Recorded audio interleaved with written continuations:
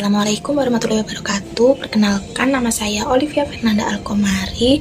Saya dari Prodi Teknik Kimia Institut Teknologi Aditama Surabaya dengan NPM 08 2024 102032. Di sini saya akan menjelaskan tentang hasil review dari beberapa jurnal mengenai bahan pengganti karbohidrat pada padi pada pembuatan beras analog. Nah, di Indonesia, beras yang berasal dari padi menjadi sumber karbohidrat dominan yang dijadikan sumber energi utama bagi masyarakat Indonesia.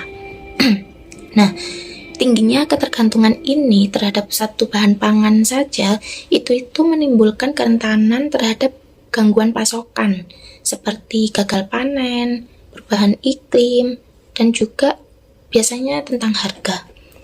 Nah, beras yang terbuat dari padi ini itu memang mengandung karbohidrat yang tinggi, tetapi dia juga rendah akan serat yang dapat menimbulkan penyakit diabetes.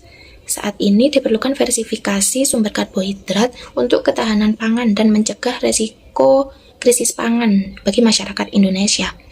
Di sini beras analog hadir sebagai solusi alternatif yang mungkin penggunaannya dari bahan non-padi itu memiliki kandungan karbohidrat yang tinggi.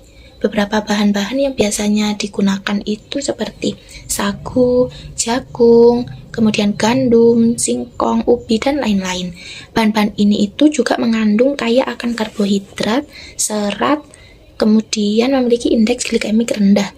Nah, serat pada makanan beras analog ini itu dia membantu menstabilkan glukosa darah yang dapat mencegah penyakit diabetes. Nah, pada pengembangan alternatif seperti beras analog dari bahan non-padi itu dapat membantu menyediakan pilihan yang lebih sehat dan berkelanjutan digunakan sebagai ketahanan pangan. Beras analog dapat menjadi solusi alternatif yang tidak hanya bergizi tetapi juga baik untuk bagi penderita diabetes kemudian dibuat kayak orang diet khusus itu juga bisa.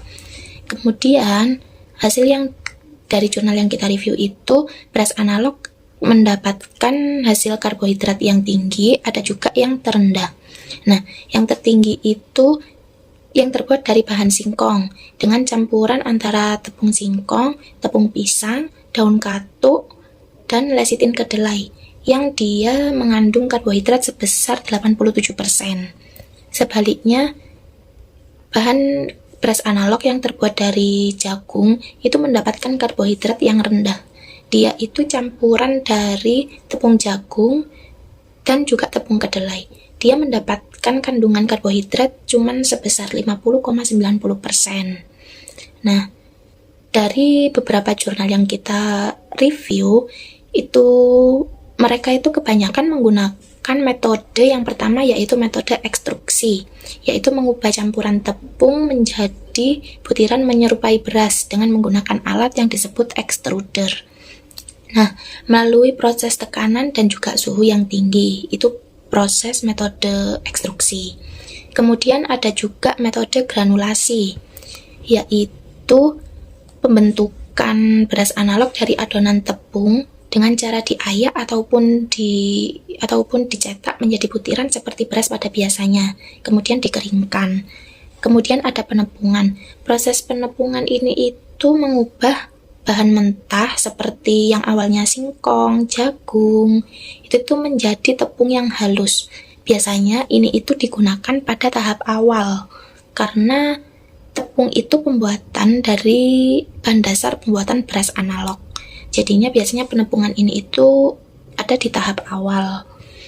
Kemudian dengan pengembangan lebih lanjut pada beras analog ini itu termasuk dari cita rasa, kemudian tekstur, beras analog ini berpotensi menjadi pilihan, menjadi bahan pangan pokok masa depan yang tidak hanya menyehatkan, tetapi juga mendukung ketahanan pangan bangsa. Nah, beras analog ini juga tergolong mudah untuk pembuatannya. Jadi ketika ada penderita diabetes itu bisa menggunakan beras analog sebagai sumber karbohidratnya, karena dia ada kandungan serat yang tinggi juga yang bisa digunakan untuk penderita diabetes. Sekian dari saya.